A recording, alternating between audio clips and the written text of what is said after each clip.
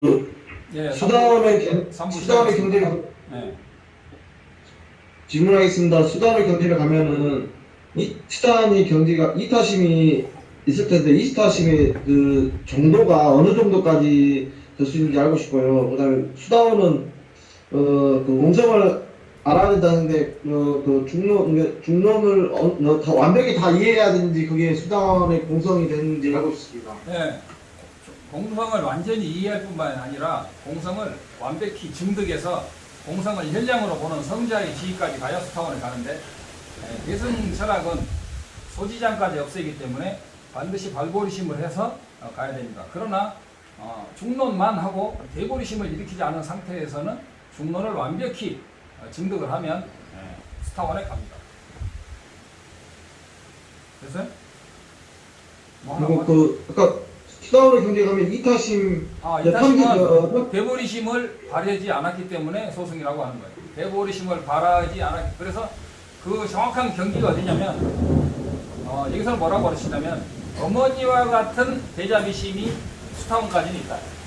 어머니와 같은 대자비심은 내가 내 아들을 위해서 나를 모두 희생할 수는 있어. 그런데 모든 중생을 위해서 내가 물에 빠진 중생을 위해서 내가 몸을 던져서 건져오지는 못해요. 그런데 일체 중생을 위해서 나를 던져서 구제하게 됐다고 맹세를 하는 아버지와 같은 대자비심부터 진정한 대승의 대자비심이라고 하는데, 그런 대자비심을 발하게 되면 소승의 과를 가기가 힘들죠.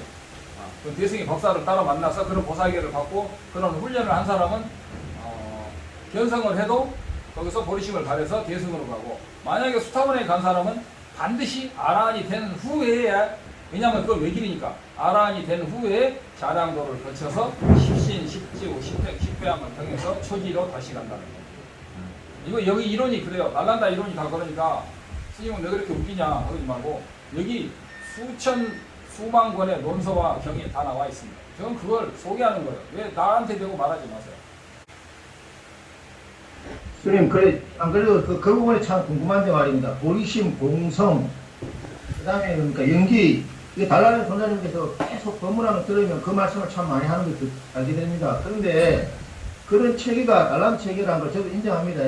근데 우리나라에서는 그런 게 없지 않습니까? 그럼 스님 말씀을 쭉 들었고, 달라는 선생님 말씀을 들어보면 한국 불교 지금 지성 제도에서는 이거 우리가 아무리 불법을 정법을 공부하고 싶도록 불가능에 가깝다 그렇게밖에 안 들리는데 그 말이 맞습니까? 저는 딱 계속 그렇게밖에 안 들리거든요. 선생님 말씀을 그렇게 너무 편백되게 이해하시면 저는 한국에 입국을 못합니다. 그리고 저도 저교정에 쓴 적이 있는데 너무 그러시면 안 되죠. 그리고 제가 항상 말하지만 한국의 근기는 지구 최강이다. 내가 지구 최강이기 때문에 한국에 장점도 많고요, 좋은 점도 많고요, 신심도 많고요, 또 불자들이 대단한 사람이 많아요. 그것을 우리 티벳에서 보충해 줄 수 있는 것이 뭐인가, 그리고 잘못된 것이 있으면 도려낼 것이 무엇인가를 생각해야 되지, 한국식으로 해서는 안 되고 티벳식으로 해서는 되고 이렇게 이분법적으로 생각하지 마시고, 마누라가 오느냐 남편이 오느냐 그건 이혼하는 수밖에 없어. 이 정도. 오온이 내가 아닌데 오온을 떠나서 나는 없다와 이 목권은 어떻게 다룹니까? 오온을 떠나서 나는 없는데 오온이 나는 아니다. 이게 어려운 말이죠. 그것이야말로 진정한 그 화두인데, 근데 오온을 떠나서 내가 없는데 오온이 나는 아니다. 어떤 것이 나인고 이것만 가지고 해가지고는 이목구가 똑같다 이거. 그래서 왜 오온, 특히 육신부터 해서 왜 육신 안에 내가 있는가? 있으면 부분인가? 전체인가? 뇌인가? 심장인가? 이런 것들을 다양하게 봐서 원각경에 나온 것처럼 일일이 특히 몸부터 하나씩 해야 돼. 몸이 완벽히 그것이 몸 안에서 나를 못 찾으면 좀 어려운 게 마음인데, 마음 안에서도 나를 못 찾는 원리를 일일이 배워야 돼. 그걸 배우면서 나중에 딱 깨어묻히는 것이지, 처음부터 오온이 내가 아닌데 오온을 떠나서 나가 없는데 어느 것이 나인고 이 화두만 가지고 하면 결국은 그것도 안 터져. 어느 것이 뜰 앞에 잣나무인고라고 무턱대고 하는 것도 똑같다 이거. 내가 마상근 이야기를 지난번 이야기하니까, 무엇이 조사설의 달마대사가 서쪽에서 오신 뜻입니까? 그러니까 마상근이다. 마상근은 뭐냐? 시장에 가면은 돼지고기 한 근 주시오. 그러잖아요, 아줌마들이. 돼지고기 한 근이다 이거야. 그 말은 네가 깨치고 나면 뭐든지 네 눈에 걸리는 거에 다 그거잖아. 근데 깨치면 어떻게 하냐? 그것은 새로 배워야 돼. 근데 마상은 자체가 근본적인 완벽한 깨침을 갈 수 있는 화두냐? 그건 아니죠. 그걸 가지고 깨치신 분은 여기 들어오세요. 예, 다음. 그 사람이 내게 욕했다, 나를 무시하고 깔보고 때리고 나를 해치고 그렇게 생각해서는 안 된다고 법구경에 나오는데 이 내용이 무슨 말씀입니까? 그러니까 어떤 사람은 나 상처받았어요 막 그러거든요. 상처를 받았대 자기가. 어떤 사람은 저 사람이 나를 해쳤다 이거야. 약간 어려운 건 내가 열심히 수행을 했다.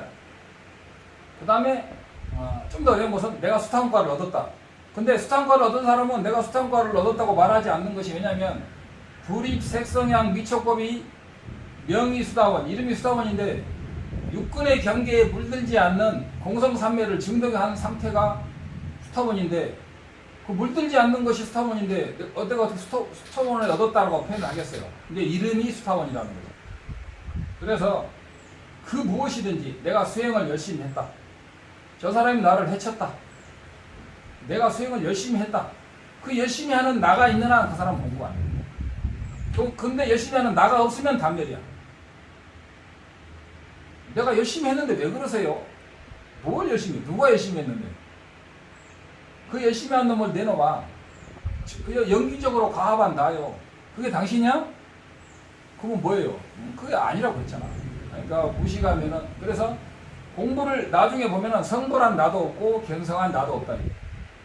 그러니까 결국은 또 참나 아트만들은 일체가 그 자리인데 무슨 성불한 내가 있고 견성한 내가 있고 깨달은 내가 있느냐. 일체가 그 자리라고 또 거기다가 힘을 바르고 숟가락을 넣는데 이 참나 이론은 아트만 이론은 안 들어간 데가 없다. 안 빠지는 데가 없다. 이 감초보다 더 심하다. 그래서 그거하고 정확히 구분을 해내는 게 한국 불교에서 그 육사외도를 일단 발라내고 그쪽으로서 육사외도로 사는 사람들은 제발 불교 이야기 하지 마라 이거야. 응? 왜 초지 이야기를 하고 조사록을 해가지고 그 쌍키아 이론을 먹여 살리냐고. 뭐 할 수 없지 뭐. 지적지상권 도용인 걸. 근데 불교에는 지적재산권이 없어. 맘 놓고 갖다 써도 특허권이 없어. 불교는 다 갖다 써. 그러니까 불자들은 어쩔 수 없습니다. 자기가 스스로 인연따라 열심히 하는 수밖에. 다음. 선생님, 시험도 구하기 힘들고 노숙자나 입에 풀칠하기도 힘든 사람은 어떻게 공부합니까? 직장도 없고 입에 푹칠하기도 힘든 사람은 어떻게 공부하느냐.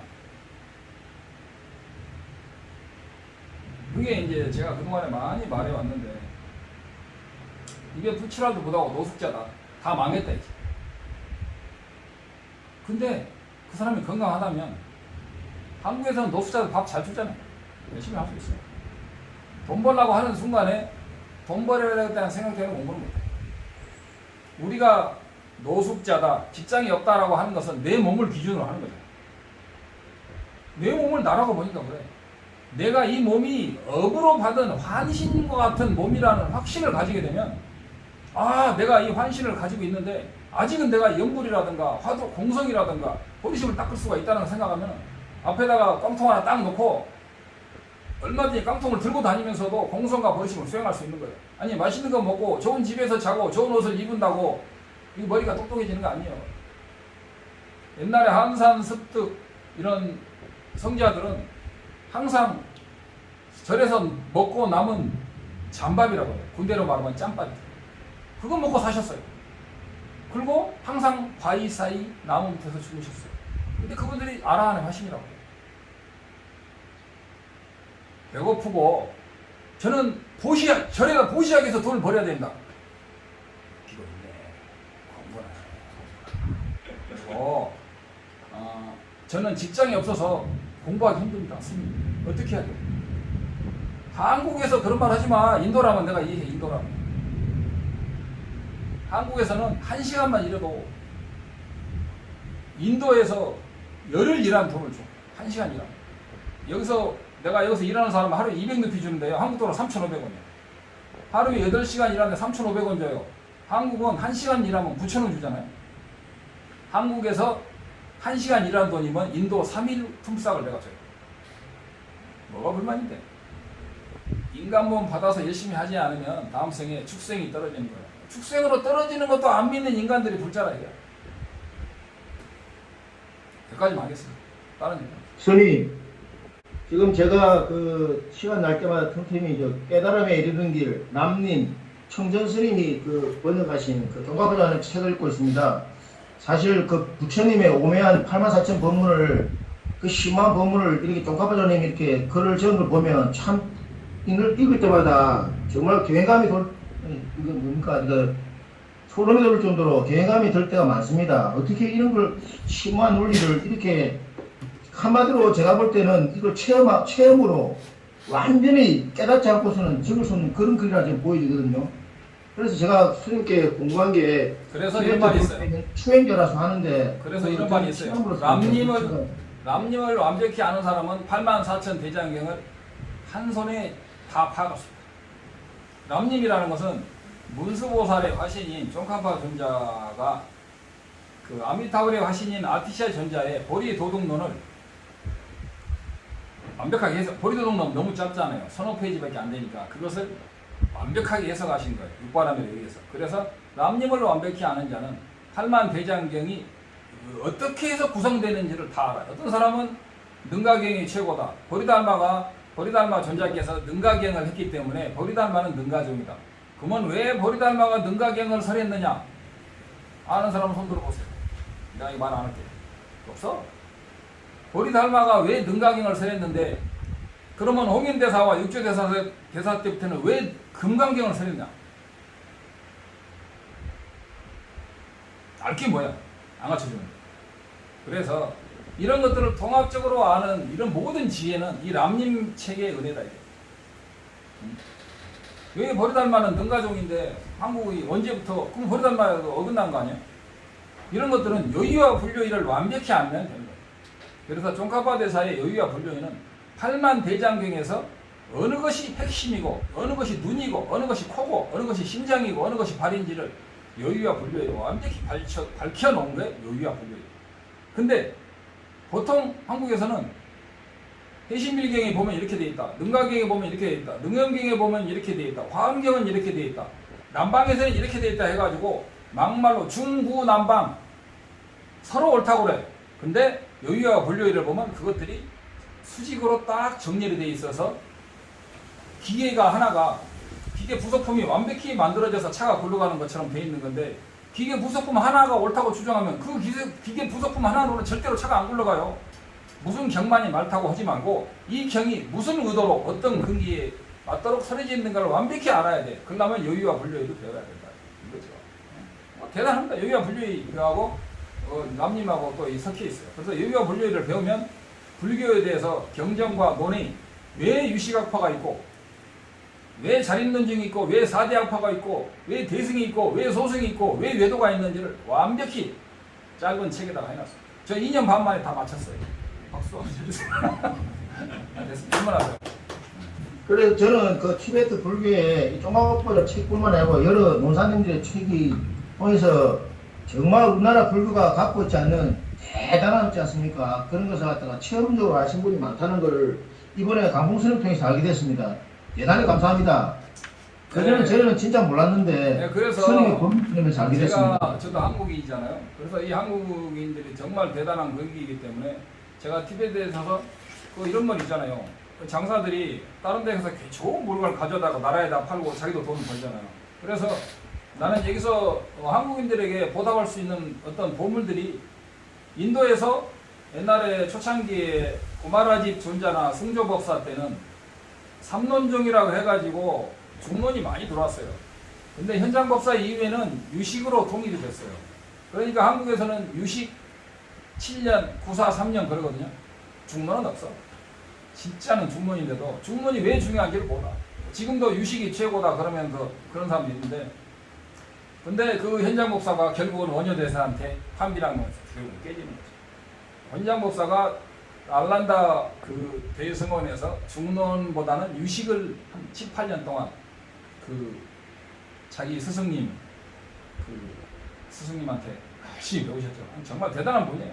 정말 우리 근데 유식이 들어온 게 오히려 다행이에요. 왜냐 바로 중론이 들어오면요 어차피 유식이 없으면 중론하기 이해하기 힘들다고 그래요. 그래서 오히려 순서대로 중론이 들어오고 지금 그 뒤로 1200년이 지나서 지금 발라이라마의 가피에 의존해서 지금 한국에 중론이 들어오고 있습니다.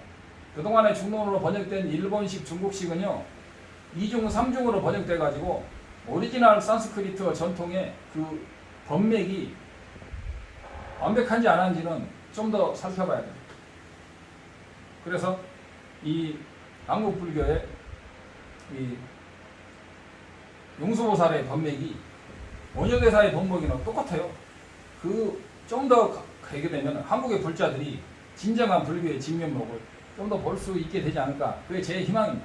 그래서 이 늙은 몸을 이끌고 하는 거예요. 예, 또 다른 질문하세요. 네, 예, 제가 질문하겠습니다. 예, 수다원의 인용의 그 정도 수준을 알고 싶어요. 그다음에 입중론, 중론, 푸따빨리따가 있는데 공성에 대해서 알고 싶으면 입중론, 중론, 푸따빨리따 이세 순서들을 알아야 돼. 아니면 주석서는 푸따빨리따는 좀 더 쉽게 알 수 있는 건지 알고 싶습니다. 그 세 권 중에 한 권만 마스터하면은 나머지를 다 알게 돼 있어요. 그 심지어는 중론에 1품하고 2품만 다 알아도 1품이 임무와 2품이 법무하니까 1품만 중론 1품만 마스터하면 나머지는 다 알게 돼 있어요. 문제는 하나라도 마스터하기 힘들다는 거예요. 그 다음에 수타원의 인역은 그만두고 정말 자량도에 입문하는 인역은 자기 목숨을 걸 수 있으면 다 참아야 돼. 자기가 목숨을 걸고 수행을 하고 누가 아무리 때리고 욕하고 그래도 참고 열심히 공부할 수 있는 사람이 자량도에 소중대에서 소에 들어가는 거예요. 수타원은 묻지 마시고 어떤 경우에도 인역을 할 수 있는 자기 목숨을 걸고 충지심을 가지고 인역할 수 있는 그것부터 키우세요. 수타원 묻지 말고 그냥 자량도 이거 나는 목숨을 걸고 누가 나를 두드러 패고 욕하고 구박하고 먹고 살 돈이 없어도 나는 오직 수행을 위해서 내 인생을 헛기배와 같은 윤회 세계에서 빠져나오는 이 윤회 수행의 목숨을 바치겠다라고 그렇게 하세요. 그게 이제 그게 인문이야. 그게 수타원 왜 물어요? 예, 다른 질문하세요. 그 샨티데바 뭐죠? 죄송한데 하세요. 제가 먼저. 하세요. 그 샨티데바 그 입고리행론 보면 잠시만요. 여기 있다.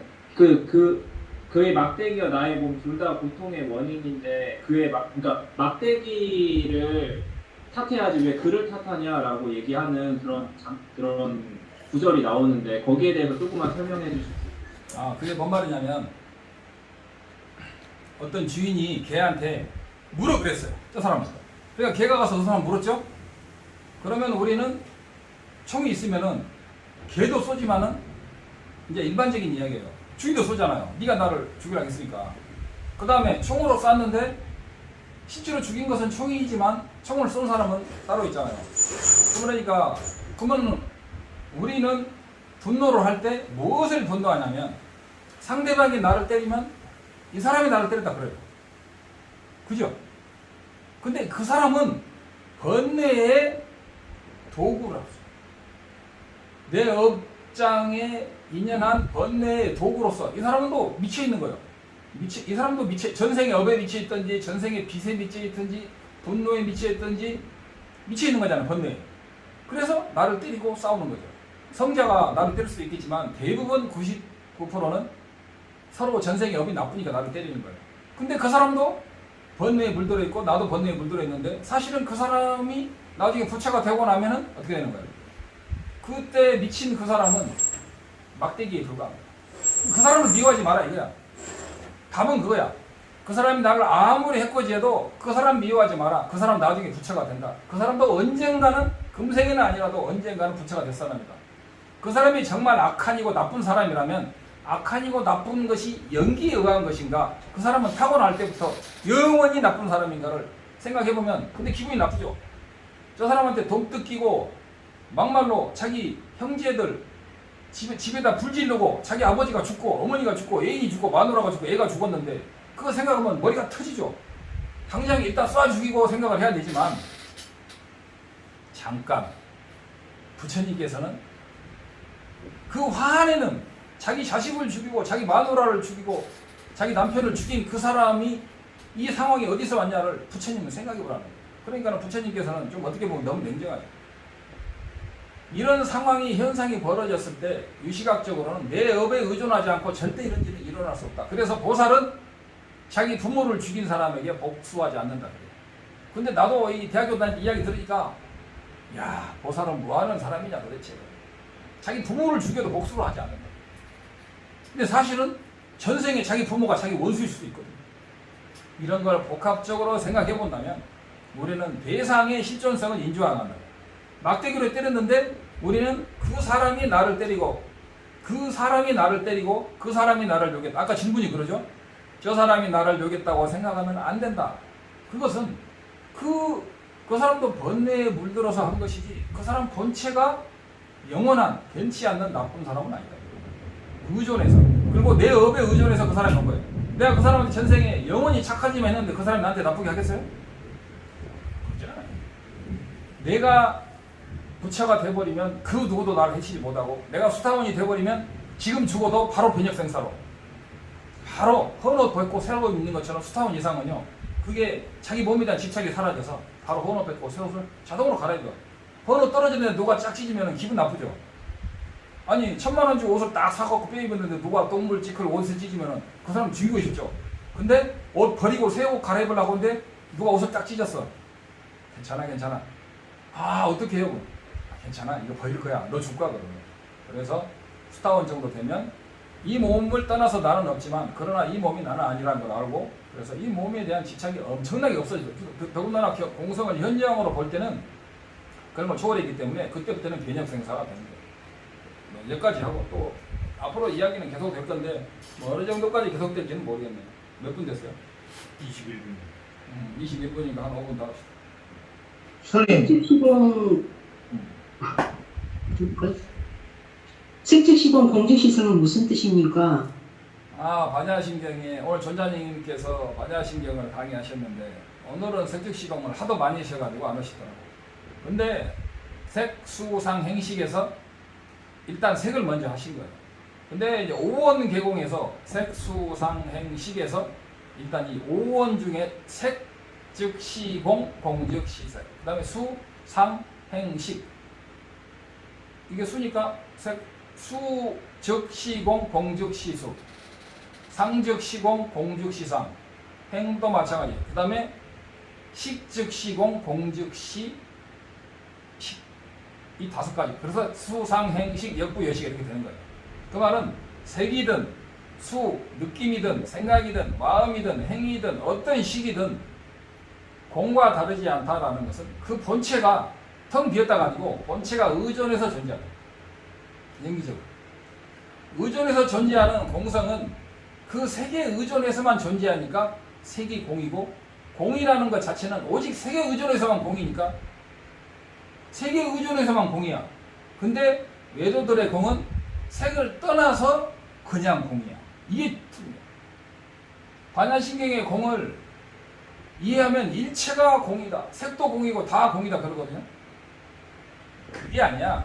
색에 의존해서 공이 있고 공이라는 것은 반드시 색을 의존해서만 인과에 의존해서만 공이 있는 거야. 근데 참나론 아트만들은 그것의 뿌리에 그 이전에 뭐가 더 진리가 있는 거야. 그러니까 우리가 인과라든가 이 몸도 인과잖아. 이 몸을 무시하고 수행을 하는 참나 이론자가 그래서 어떤 사람들은 몸을 버리는 게 해탈이라고 말하는 경우도 있고 본래 우리는 청정하다. 아트만 입장에서 볼 때 우리는 본래 청정하죠. 근데 본래 우리가 청정하다는 것도 아트만 이론에서 본 것하고 불교 이론에서 본 건 완전히 다르다는 거예요. 아트만 이론에서 본래 청정한데 그럼 왜 우리가 윤회를 하고 고통을 받느냐? 그러면 본래 참나에 대한 관념 아트면의 그것을 인식하지 못해서 뭐 그렇다. 그러면 일체가 참나면 나 그러잖아요. 일체가 참나면 고통도 참나가 만든 거잖아.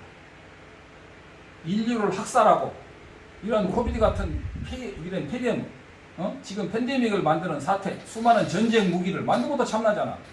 그럼 인간이 할 일이 없는 거예요, 사실상. 뭐 이 정도만 하겠습니다. 수상행식 역부여시도는 어떻습니까? 다 했어요. 네. 그래서 증도가에 색만 알면 나머지 다 하는 거예요. 네. 증도가에서 영가스님이 유마경을 보고 깨쳤다고 하는데 깨치고 나면 왜 반드시 스승을 찾아서 인간을 받아야 합니까? 깨쳤는데 왜 인간을 받아야 합니까? 달마대사도 그러셨죠. 깨치고 나면 반드시 스승을 찾아가야 되고 스승 없이 깨친 사람은 외도인이라고. 그게 왜 그럴까요? 오직 선지식만이 그걸 판단해 줄 수 있다는 그러한 구태의연한 진부한 이야기 때문입니까? 제가 수없이 이야기했지만 견성의 정의를 모르고 뭘 깨쳐야 되는지를 몰라. 내가 없는 걸 깨친다니까. 내가 없는 걸 그거 깨치면 안 된다니까. 내가 본래 없는 텅 빈 자리다. 그거 깨치면 안 된다니까. 나라는 것이 의존해서 연기적으로 인과적으로 의존해서 존재하지만 그 본체는 무자성이라는 것을 깨쳐야 되는 건데 뭘 깨쳐야 되는지를 모르고 그냥 이목구를 하니까 안 된다는 거예요. 그래서 그런 것을 다 알고 그것들의 원래적인 오리지널한 모습이 다 갖춰져 있는 것이 티벳이나 인도에서는 논으로 다 남아있고 중국에서는 스승들의 실제적으로 가르치면서 그때그때 따로따로 가르치는 거예요. 그러니까 어록이 이 케이스 바이 케이스로 모여지지만 처음부터 끝까지 초지일관해서 처음부터 끝까지 공부를 가르치는 그런 것은 아직 티벳에 또 남아있지 않는가. 그리고 그러한 빠진 부분들은 티벳에서 보충해서 하면 많은 도움이 되지 않겠는가. 질문이 뭐였죠? 네, 왜 인간을 받는지 스승을 찾아서. 그 다음에 깨쳤어도 잘못하면은 나가 완벽히 사라진 경지, 일체이제 이전의 자리를 본 거, 그거 가지고 깨쳤다고 그러거든요. 그런 사람 많아요. 근데 그걸 또 인정해준 인간이 있어요. 일체 이전이니라 봤느냐? 생각 일으키기 전이 그 자리니라. 이런 헛소리를 많이 해요. 그러면은 처음에는 이런 것도 보면 막 고등학교 졸업한 사람이나 이런 것을 처음 접하는 사람들은 이게 너무 신기해서 미친 지경이죠. 그러나 실상을 알고 보면 이쁜 여자도 화장실 가면 뭘 싸죠. 그건 실상을 알고 보면은 그거 별거 아니에요. 진정한 불교의 심오함은 연기적인 공성이 있다는 거죠. 예, 다른 데. 일초직입 멸해지가 무슨 뜻입니까? 일초직입 멸해지도 결국은 내가 많이 했던 이야기인데 환경에 나와요. 일초직입 멸해지다. 일초직입 멸해지라는 것은 대승기질론선에 보면 몇 분 됐어요? 27분. 27분 됐으니까 이거 말하고 끝낼게요. 일초직입 멸해지부터 4부 합시다. 4부로 끝냅시다 오늘. 일단 끝내고